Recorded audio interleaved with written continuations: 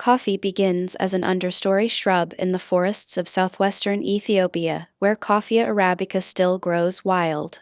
The story everyone tells is of a goatherd named Kaldi noticing his animals would not settle after eating the berries. It was first written down more than 1,000 years after it supposedly happened, which is usually a sign that a story is doing work other than reporting. Cultivation, as opposed to gathering, begins across the Red Sea in Yemen. By the 15th century, Sufi orders were drinking it to stay awake through night prayers, and the port of Mocha was shipping it far enough that the name attached itself to the drink and never came off. The coffee house as an institution appears in Constantinople in the 1550s. Within a few decades there were hundreds of them, and they were closed and reopened repeatedly by authorities who understood perfectly well that the danger was not the coffee but the conversation. Venetian merchants brought it into Europe through the Levant trade in the early 1600s. It arrived as an expensive curiosity sold by apothecaries, and became an ordinary drink only once the price fell far enough for ordinary people to argue over. It was not welcomed everywhere. Coffee arrived in Europe attached to the Ottoman world, and that association was enough for some clergy to want it condemned outright. The story goes that Pope Clement VIII was asked to rule against it, tasted it first, and declined.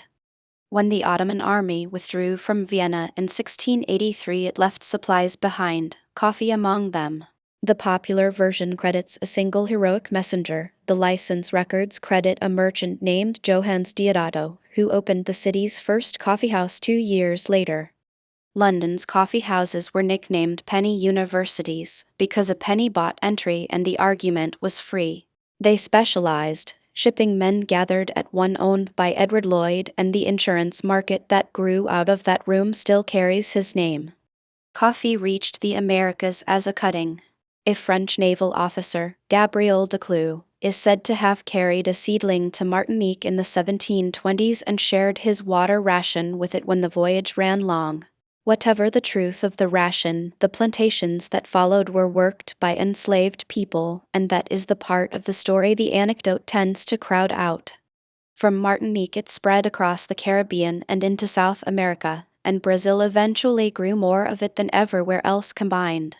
That single country dominance is what turned coffee from a luxury into a commodity, with prices set far from anyone who grew it.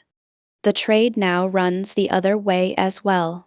Buyers go back to the Ethiopian forest for varieties nobody has planted at scale because almost all the world's arabica descends from a very small founding population, and the diversity that might survive a warming climate is still sitting where the whole thing started.